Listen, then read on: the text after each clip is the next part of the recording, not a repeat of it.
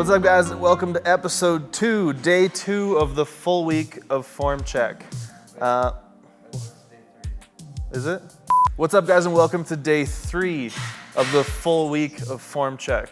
We're really happy to do these for you guys. We want to use this as sort of a double-edged sword here. The intent behind this is to A, try and make it through a whole bunch of Form Check Friday, and B, obviously as a promotional tool.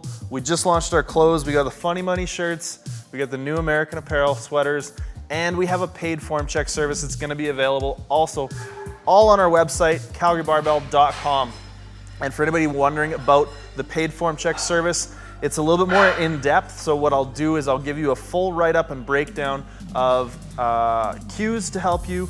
I'll break down the faults in your lift. I'll advise on accessory and supplemental movements, including maybe potential muscle groups that could be affecting it. And to top it all off, I'll record a video, much like I would for my online clients. So essentially, it's kind of like a snippet of online coaching.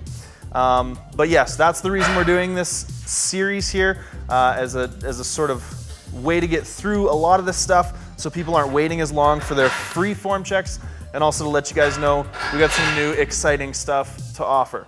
So without further ado, we're gonna get right down to it, and our first submission here comes from Huey.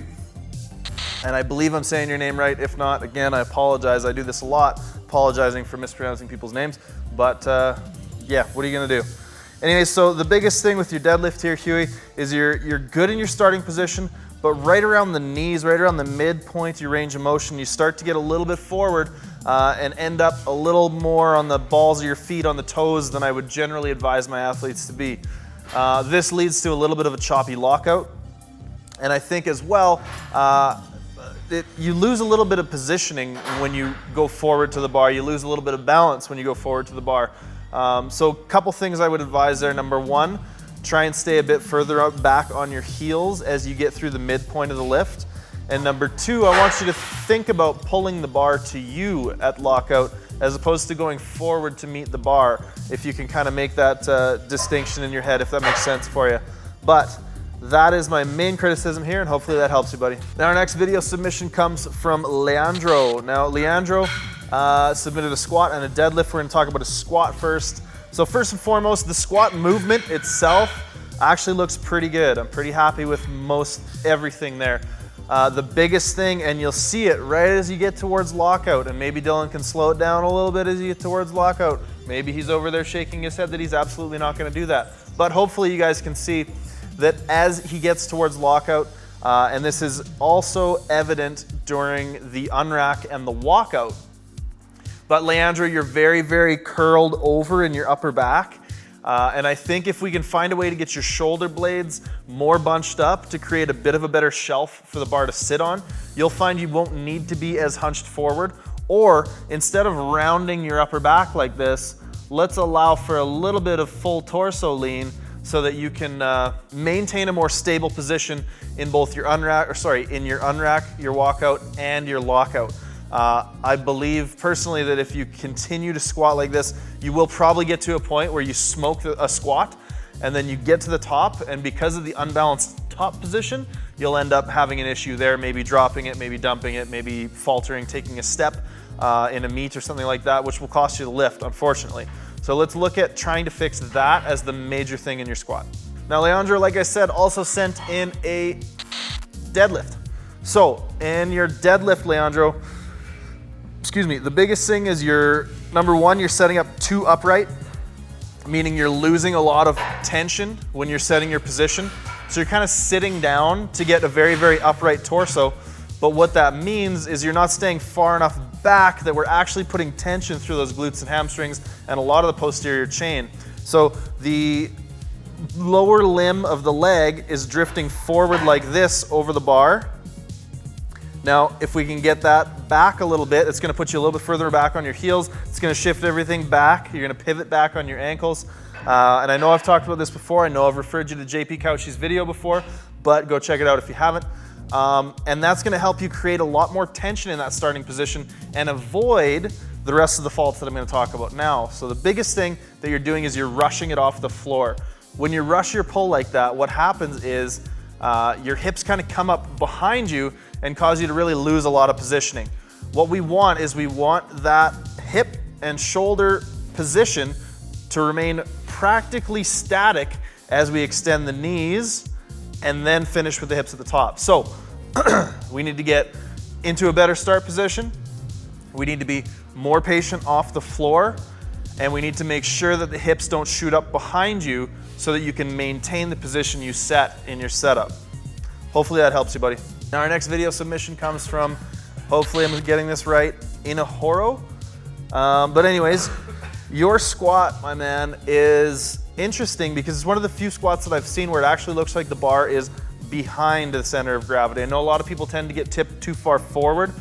For yourself, it looks like you're almost a little too far upright, and that's causing a really big shift forward in the bottom, and it's causing a very, very pronounced sticking point. So what I want you to do is I want you to embrace the lean. I want you to allow yourself to tilt forward as you initiate your squat, as opposed to trying to stay so upright, because I think that upright position is actually exaggerating a cue that we commonly use to tell people chest up or stay upright, you know, make the spine a column, not a lever, etc., etc., etc. But in this case, I believe that cue specifically has been exaggerated to the point where we're now resisting any kind of a lean, and I think we're disrupting sort of your ideal biomechanics for this lift. What I'd like to see you do, like I said, is embrace a little bit of a lean in the torso and allow yourself to maintain a little bit more tension on the way down, because that's one thing that looks like it's happening here. It looks like you're really just kind of dropping, dive bombing the squat, if you want to call it that, which also will lend to a more pronounced sticking point in the sticking point of the lift. So a couple things: maintain more tension, allow yourself a little bit of a lean so that you can control the descent a little bit better, and I think those two things are going to go a long ways for you, man. So our next video submission comes from Kirkland. Now, Kirkland's doing some conventional deadlifts, and honestly, for the most part, these look really, really good. One thing I'm noticing is we're failing to pull the slack out of the bar. So it looks like as you sort of initiate the deadlift, as you make an effort to lift the bar off the floor, in the very initial phase of the movement, there's a bit of a sort of jolt where the weight of the bar hits your body. And what we want to do when we pull the slack out of the bar is effectively ignore that, or rather prevent that from happening. So I want you to set more tension into the bar. I noticed you're kind of a bottom-up setup, much like myself. And one thing that I find useful when setting up like that in order to pull the slack out of the bar is actually really levering yourself against the bar, tightening your upper back and your lats and your trunk, and then pulling your hips down into position, as opposed to trying to sit down into position. The next thing I'm seeing, and this is a bit nitpicky and a bit minor unless you're looking to compete, but when you get to the lockout of your lift, you are coming unlocked in the knees. So we're not maintaining enough quad contraction as you come to the completion of the lift, which in some cases will cause people, like it is here for you, to unlock the knees as the hips extend and you end up leaning a little bit back. Now, that's not really a big issue unless you go to compete. And one of the criteria for a completed deadlift is that you have your knees fully extended. So a little bit more quad contraction as you complete your lift, a little bit more patience off the floor, and let's work on pulling the slack out of the bar. Hopefully that goes a long ways for you. Now our last video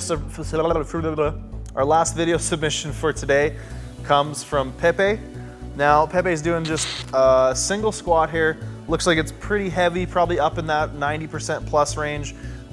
So there are some things that we can kind of gather from this and some things that are a little bit harder to gather in terms of technical breakdown, because if you watch any lifter, and I mean any lifter, even high-level lifters, there will be some technical variance and some technique breakdown in those higher percentages. Almost guaranteed. No lifter is able to execute all the way up to 100% with 100% efficiency. So anyways, that's kind of an aside. But what we're seeing here is, in my opinion, just a bit of a general weakness in the bottom position. So what I would recommend to do, Pepe, is just incorporate some pause squats into your training or some pin squats into your training to help you become more comfortable and stronger in that bottom position. And that very, very bottom position seems to be really the only sort of problematic range of motion or issue with your technique. So some pause squats. And the other thing I'm going to recommend is try and work with not allowing yourself to shift your weight forward quite quite to the same extent as we see here. You're getting to the bottom, you're staying in very good positioning. Right as you get to the very end range of motion, we're seeing the entirety of your weight kind of shift forward as you hit the hole. And one thing I would try to think more about is staying a little bit further back with your weight. Not necessarily to the point where you're going backwards now, but preventing that forward shift in the bottom of your range of motion. Hopefully those two things help you. And that's it for Form Check Friday today, guys. It's not Friday, but Form Check day 3 of week of Form Check, whatever you want to call it. Thanks for tuning in. Be sure to go check out all the new stuff on calgarybarbell.com, and we will see you guys tomorrow.